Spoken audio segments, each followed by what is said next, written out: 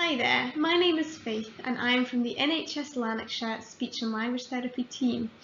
Today I'm going to be talking about a really useful speech intervention which you can try at home, and it's called Sunnybank Colour Coding. And this is an intervention which was created by a speech and language therapist called Jennifer Reed. So it's a speech intervention. So what do we mean when we talk about speech and sound difficulties? And what we mean by that is maybe children who are difficult to understand when they're talking. So you might need to ask them to repeat what they've said several times. Quite often we find that maybe parents are more tuned in to what their child is saying and understand their child, but others might find them a wee bit more difficult to understand because they're not as familiar with them. You might notice that your child struggles with specific sounds. They might miss out certain sounds or replace them with other sounds. So for example, it's really common for children to use t instead of k. So they would maybe say tat instead of cat. So Sunnybank Colour Coding is an intervention that helps these children to develop their ability to recognise and say these sounds. So you can use Sunnybank Colour Coding with children of any age. It does help if they can read the letters already, but you can use it with nursery children as well. So what we're going to do is just go through how Sunnybank Colour Coding works. Okay, so the clue is kind of in the title. Sunnybank Colour Coding uses a colour coding system for the mouth. So different parts of the mouth are different colours, and we use this to help children think about where in the mouth are they making each sound. So you can encourage your child to use all of their senses when either you or they are making a sound. So what can they hear, what can they see, and what can they feel when they're making that sound? And we try and use lots of different games in Sunnybank Colour Coding to develop these skills and just to keep it really interesting and engaging for the child. So we'll talk about some of the games that you can use as well. So this is a picture of our magic mouth. So this is what we use to introduce our colour coding system. So you can see we've got three colours here. We've got red, blue and yellow. It's good to have this picture printed out just so that you can keep going back to it to remind your child of the different colours when you're working through each sound. So our first colour is red, and you can see that the red sounds are made using our lips. So we usually explain to the child that our lip sounds are going to be red because our lips are red, or maybe because sometimes we would wear red lipstick. So you can see which sounds are red sounds on the left here. So we've got where our lips are pressed really tightly together. We've got b and p, which are our popping sounds. So I quite often use this action to show that it's a popping sound. So they're really short sounds. We've got f and v, which are sounds where we put our top teeth on our bottom lip. And then we've got w, where we're making our lips really round to make that sound. W. So you can see I've used lots of descriptions there, so it's really good to use these descriptions to help your child hear and feel the difference between each sound when they're watching you make the sound and when they're making it themselves. So the red sounds are usually the easiest because they're at the front of the mouth. So it's easy for your child to see how you're making each sound, whereas when we get onto the blue and the yellow sounds, it's a wee bit trickier just because they're further back in the mouth, so it's harder for the child to see. So that's our red sounds. We'll move on then to our blue sounds, and these are the sounds which we make with the tip of our tongue, okay? So ask your child to stick their tongue out and try to touch their nose, something like this.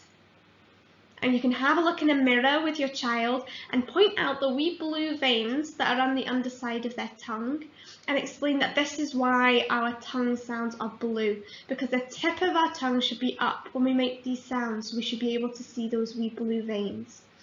So the sounds that we've got our tapping sounds, which are t and d. We've got our cheeky sound where we're sticking our tongue through our teeth for is our snaky sound. We've got z, which is our buzzy sound. N is quite a hard one to describe, but just remind them to keep the tip of their tongue up behind their teeth. We've got l, which you could maybe compare to licking a lollipop. which is more like a growl, so that's maybe our lion sound. And then you can see we've got these three at the bottom, which have got a red circle around them. So we've got sh, which we might talk about as being our quiet sound, and we've got ch and j.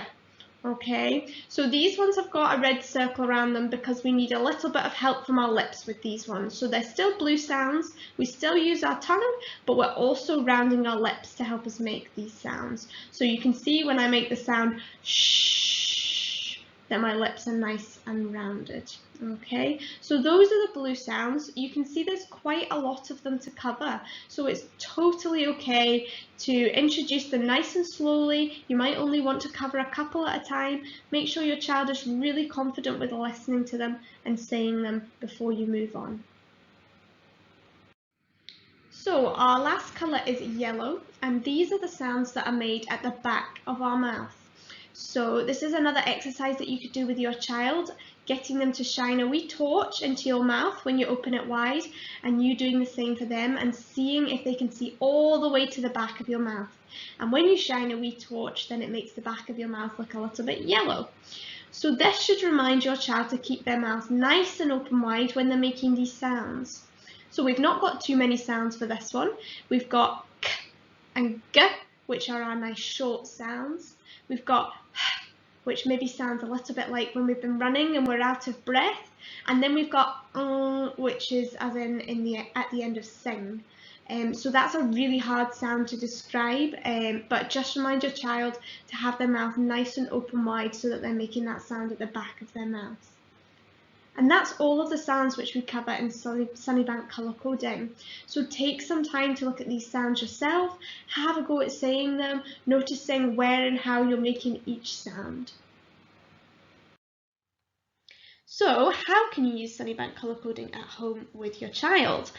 Well, the first thing you can do is just introduce the sounds nice and slowly. So you might decide that you're just going to focus on red sounds for the first week, and that's all you're going to look at. It's a good idea to print off all of the sounds in the colour that they are, so you can see there having b in red and k in yellow and s in blue.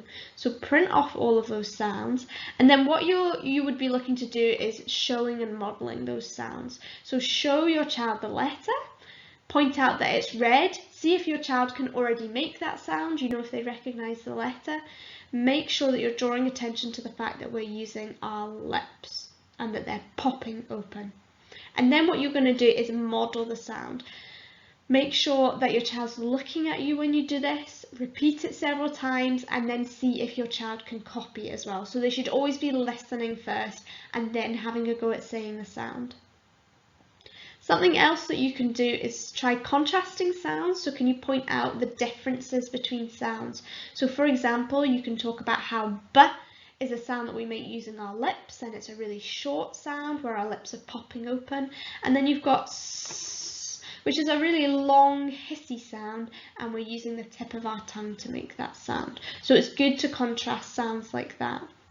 So your child should get plenty of practice listening to and saying the sounds. You could also get your child to find the sound that you're saying out of a selection of sounds as well, so they're getting really familiar with them.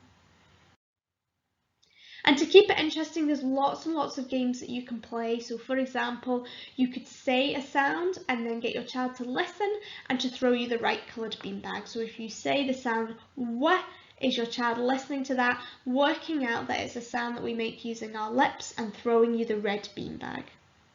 That's getting them to do a listening task. You can also use something like Pop-Up Pirate because that's got your three colours in it. So get your child to pick up a sword, and whatever colour it is, can they think of a sound which is that colour? So if they pick up a yellow sword, can they think of a yellow sound? You could also do something like laying out 3 different colours of card across the room and then shouting out a sound. Can your child run to the right colour? If you've got one of those wee magnetic fishing games, that's really good. You could stick a letter to each one of the fish and then call out a sound. Can your child find that sound and fish it out and then have a go at saying it? Something else you could do as well is printing off all the sounds again, but this time just in a black font so they don't have any colours as a cue, and getting the child to then have a look at the magic mouth and put each of the sounds onto the magic mouth in the right place. Okay, so that's getting them to really be able to recognise the letters that correspond to the sounds as well. And you can see here on the screen there's also a photo which I've put up.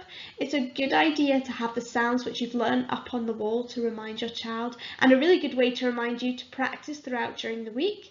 So for example, just before dinner or every morning when you get up, can you go through each of the sounds which you've learned with your child, just to make sure that they're getting plenty and plenty of practice. Because what we'd say with this is it's not about sitting down and doing an hour of Sunnybank colour coding once a week with your child. It's better just to do 5 or 10 minutes each day, get that regular practice in. That's really going to help your child develop those. You can follow NHS Lanarkshire Speech and Language Therapy Children and Young People Service on our social media, on Twitter at SLT North and at SLT South Lan, and on Facebook search for Speech and Language Therapy NHS Lanarkshire. You can contact us via our email address sltinquiry@lanarkshire.scot.nhs.uk or phone our helpline number on 01698 687 606.